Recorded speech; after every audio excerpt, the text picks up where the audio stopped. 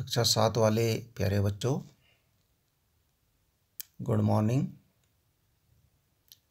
कक्षा 7 गणित में हम पढ़ रहे हैं पाठ 11 परिमाप और क्षेत्रफल, जिसकी प्रश्नावली 11.3 हम कर रहे हैं। आज हम इसका प्रश्न नंबर 9 करेंगे। प्रश्न नंबर 9 है, शाझली 44 सेंटीमीटर लंबाई वाली एक तार लेती है, उसे एक वृत्त के आकार में मोड़ देती है। उस वृत्त की त्रिज्या ज्ञात कीजिए, इसका क्षेत्रफल भी ज्ञात कीजिए। यदि इस तार को दोबारा एक वर्ग के आकार में मोड़ा जाता है तो इसकी प्रत्येक भुजा की लंबाई क्या होगी? कौन सी आकृति अधिक क्षेत्रफल घेरती है, वृत्त या वर्ग? पाई बराबर 22/7 लीजिए। यह आपका प्रश्न है। दिया क्या है? दिया है तार की लंबाई है 44 सेंटीमीटर। तार से वृत्त बनाने पर क्या होगा? वृत्त की जो परिधि होगी वो किसके बराबर होगी? तार की लंबाई के बराबर होगी। तो वृत्त की परिधि होगी 44 सेंटीमीटर। माना वृत्त की त्रिज्या r है, तो वृत्त की परिधि क्या होगी? सूत्र से 2πr, यानी 2 गुणा पाई गुणा r। परंतु वृत्त की परिधि तो हमारे पास है 44 सेंटीमीटर, तो इसका मतलब हुआ 2πr बराबर 44। 2 का पक्षांतर कर दीजिए। 2 का पक्षांतर करेंगे तो πr बराबर 44/2। पाई का मान 22/7, 22/7 गुणा r बराबर 22। 2 का भाग दिया 44 में, 44 में 2 का भाग दिया तो 2 से कट गया 44 22 बार, और 22/7 का भी पक्षांतर करेंगे हम, ये गुणा में यहाँ पर, तो r बराबर हो जाएगा 22 भाग 22/7।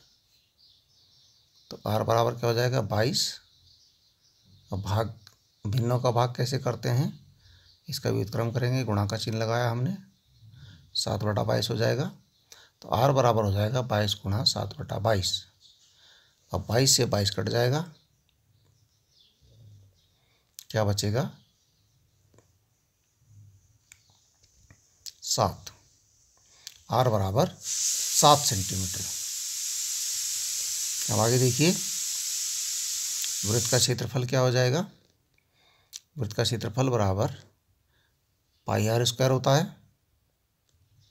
वृत्त का क्षेत्रफल होता है πr²। पाई का मान 22/7, r² मतलब r की घात 2 है, तो ये r का मान है 7, 7 की घात 2, 22/7। 7 की घात 2 का मतलब होता है 7 गुणा 7 2 बार, 7 से 7 कट गया, बचा हमारे पास 22 गुणा 7। ये वृत्त का क्षेत्रफल हो जाएगा, यह आ जाएगा 154 वर्ग सेंटीमीटर। इसको ऐसे लिखेंगे। अब तार को मोड़ने पर, वर्ग बनाने पर, अब तार को मोड़कर वर्ग जो बनाया उसे कैसे करेंगे? वर्ग का परिमाप क्या होगा? बराबर तार की लंबाई। ये तार से ही, जितनी लंबी तार है उससे ही वर्ग बना है, तो तार की जो लंबाई होगी वही वर्ग के परिमाप के बराबर होगी। तो यानी वर्ग का परिमाप 44 सेंटीमीटर। माना वर्ग की भुजा है a, तो वर्ग का परिमाप बराबर 4 गुणा भुजा, यानी 4 गुणा a।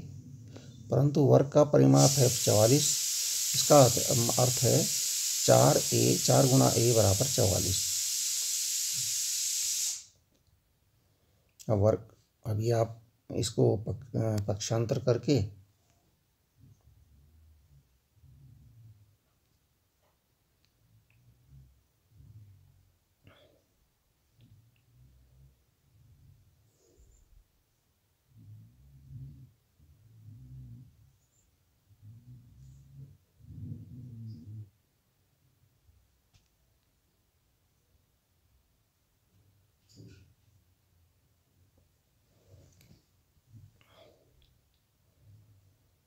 इसको आप पक्षांतर करके 4 को आप निकाल सकते हैं। इसका ए का मान ये आ जाएगी आपकी वर्ग की भुजा।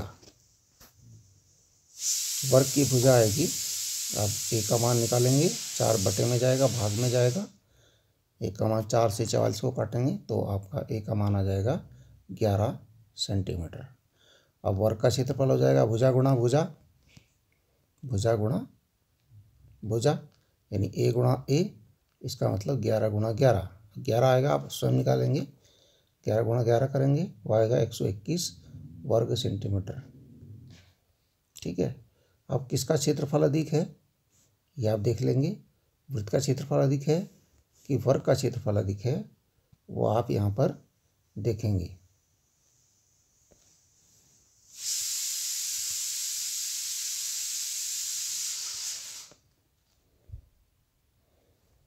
वो लिखेंगे इसका क्षेत्रफल अधिक है, इसका भी अधिक होगा वो आप लिखेंगे। इसके बाद है प्रश्न नंबर 10। प्रश्न नंबर 10 आपके सम्मुख है कि 14 सेंटीमीटर त्रिज्या वाली एक वृत्ताकार गत्ते की शीट में से 3.5 सेंटीमीटर त्रिज्या वाले 2 वृत्तों को और 3 सेंटीमीटर लंबाई तथा 1 सेंटीमीटर चौड़ाई वाले एक आयत को निकाल दिया जाता है, जैसा कि चित्र में दिखाया गया है। शीट के शेष भाग का क्षेत्रफल ज्ञात कीजिए। पाई का मान 22/7 लीजिए। ये आपका चित्र है।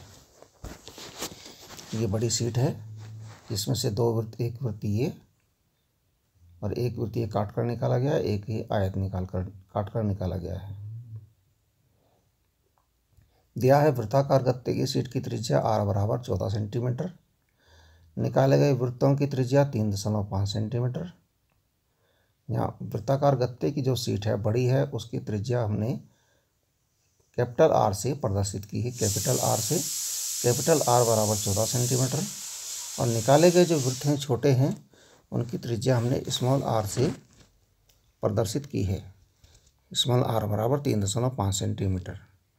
निकाले गए आयत की लंबाई 3 सेंटीमीटर, चौड़ाई 1 सेंटीमीटर। अब वृत्ताकार गत्ते की शीट जो बड़ी वाली है उसका क्षेत्रफल कितना हो गया? उसका क्षेत्रफल है पाई r स्क्वायर, कैपिटल R लिखा हमने यहाँ पर। पाई तो ये हो जाएगा पाई r स्क्वायर। पाई का मान है 22/7 गुणा 14 का वर्ग। 22/7 गुणा 14 हो गया यहाँ पर। और इसको आप हल करेंगे, 7 से 14 कटेगा, 2 बार गुणा करके जो भी आएगा वो यहाँ पर लिखेंगे। अब निकाले गए वृत्त का क्षेत्रफल, जो निकाला गया छोटा वृत्त है उसका क्षेत्रफल होगा पाई और r स्क्वायर, यहाँ स्मॉल r का प्रयोग करेंगे। तो पाई/7 गुणा 3.5 का वर्ग और पाई/7 गुणा 3.5 गुणा 3.5। निकाले गए दोनों वृत्तों का क्षेत्रफल क्या हो जाएगा? 2 गुणा एक वृत्त का क्षेत्रफल।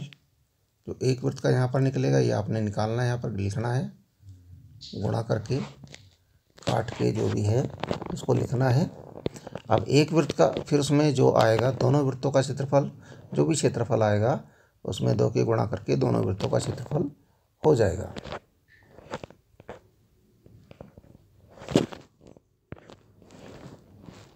अब इसके बाद है निकाले गए आयत का क्षेत्रफल।